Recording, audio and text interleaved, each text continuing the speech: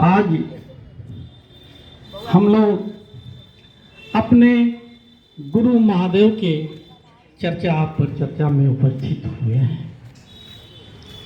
इस चर्चा पर चर्चा का एकमात्र उद्देश्य है, जो शिव जगत के गुरु है, गुरुओं के गुरु है, गुराधिपति है, वो हम आप सबके अपना गुरु हो जाए, अपना और अपने चीज में प्रवाह होता है, लगाव होता है, उससे अपना प्रेम होता है, दूसरे के चीजों में उतना प्रवाह, प्रेम, लगाव नहीं होता है।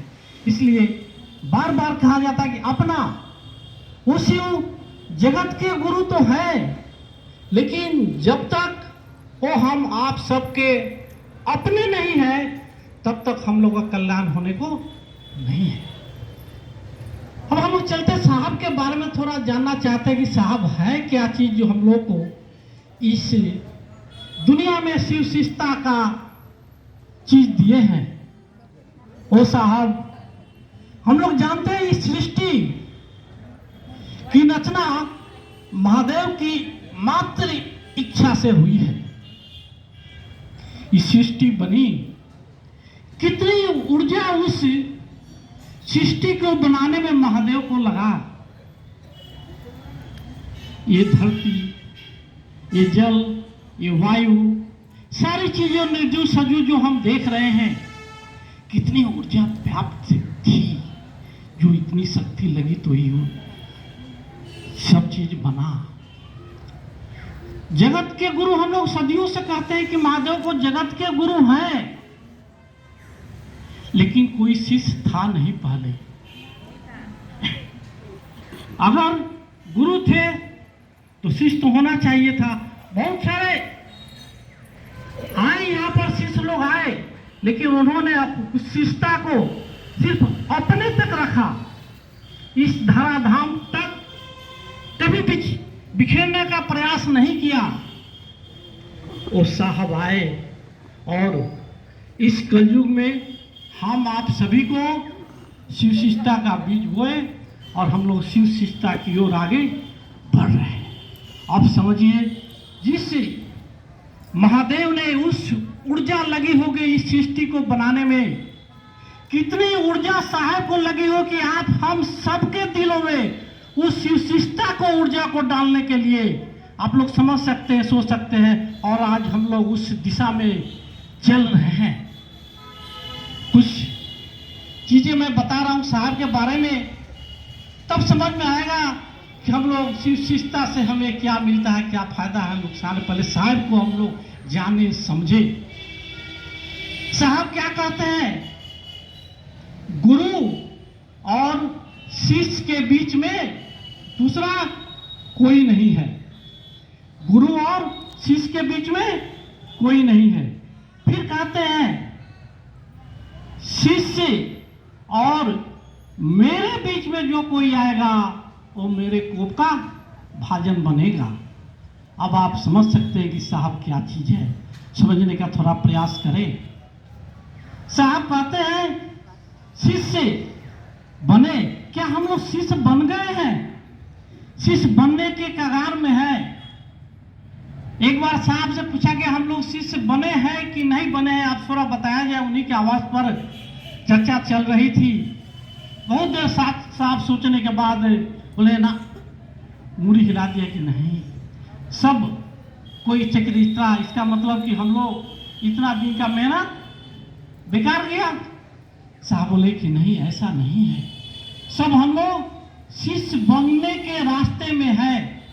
कुछ थोड़ी दूर पर है, कोई ज्यादा दूर है, लेकिन रास्ते पर हम लोग है। ये भी कहे साहब, जो पूर्ण शिष्य होगा वो पूर्ण गुरु होगा, जो पूर्ण शिष्य होगा वो पूर्ण गुरु होगा। साहब अपने कहते हैं कि मैं शिव का शिष्य, आपको आशीर्वाद हमेशा कहते हैं, तो आप समझ जाइए साहब पूर्ण शिष्य है, इसलिए वो पूर्ण गुरु है। इसलिए इसमें कोई दो मत नहीं है। उन्हीं की बातों से उन्हीं को पकड़ते हैं हम लोग। कभी अपने आप को उन्होंने गुरु नहीं कहा, कभी अपने आप को शिव नहीं कहे, लेकिन उन्हीं की बातों से हम लोग जानते हैं जो पूर्ण शिष्य होगा वो पूर्ण गुरु होगा। इसलिए साहब देखने में तो साधारण सा लगते हैं, धोती कुर्ता पहने हुए हैं, टोपी लगाए हुए हैं, लेकिन उनके अंदर इतनी ऊर्जा व्याप्त है, इतनी है कि हम आप सब उसकी अंदाजा नहीं लगा सकते। जो भी इस धरती पर आया है, इस जगत में आया है, उसको संसार के नियम से चलना पड़ता है। अगर शिव शिष्टता हम शिव को गुरु बनाए, महादेव के रूप में तो हम लोग पूजते ही थे, ईश्वर के रूप में हम लोग मंदिरों में जाते थे, जो मांगते थे मिल जाता था। वो तो कल्याणकारी कहा गया है, उनको सबको कल्याण करते हैं। फिर हम लोग क्यों जरूरत है कि शिव को गुरु बनाने के लिए? जरूरत है। शैक्षणिक जगत में हम लोग का ज्ञान दूर हुआ, लेकिन आध्यात्मिक जगत में अभी भी अंधेरा है। ये कौन बताएगा पूजा हम क्यों करते हैं, हम इस धरती पर क्यों आए हैं, हमारा क्या उद्देश्य है, हमारे पूर्वज आए चले गए, हम क्यों आए हैं? साहब कहते अपनों की चिंता सताती है, अपनी चिंता हम लोग भूल जाते हैं, खो जाते हैं। हमारा क्या उद्देश्य है इस जगत में आने का, क्या क्यों आए हैं? कुछ तो मकसद है। ये कौन बताएगा? पूजा करने की विधि कौन बताएगा? पूजा तो सभी किए, कहाँ उतना परिवर्तन हुआ? दूसरे को दुख कैसे हम सुखी मनाते हैं और दूसरे को सुखी देख करके हम दुखी हो रहे हैं, ये तो स्थिति है। ये कौन? एक दूसरे में हम लोग विभिन्नता है, समानता नहीं, एक दूसरे से घृणा करते हैं, द्वेष है, लोभ है, लालच है, ईर्ष्या है, घमंड है, ये कौन दूर करेगा? इस सारे हम लोग विडंबनाओं से घिरे हुए हैं। ज्ञान तो है नहीं, कौन ज्ञान देगा?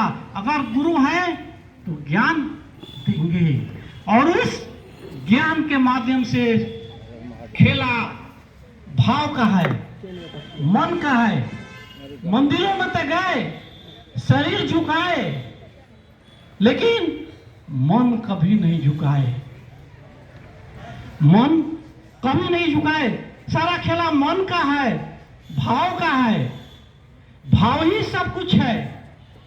भावे न लभते देवता, भावे न गुरु दर्शनम। भाव से ही सब कुछ मिलता है। हमारा आध्यात्मिक कुंजी भाव से साफ करते खुलती है।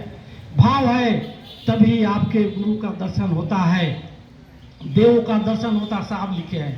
और हमारे देवता महादेव, देवताओं के देवता कहा गया है, महादेव कहा गया, गुरुओं के गुरु कहा गया है।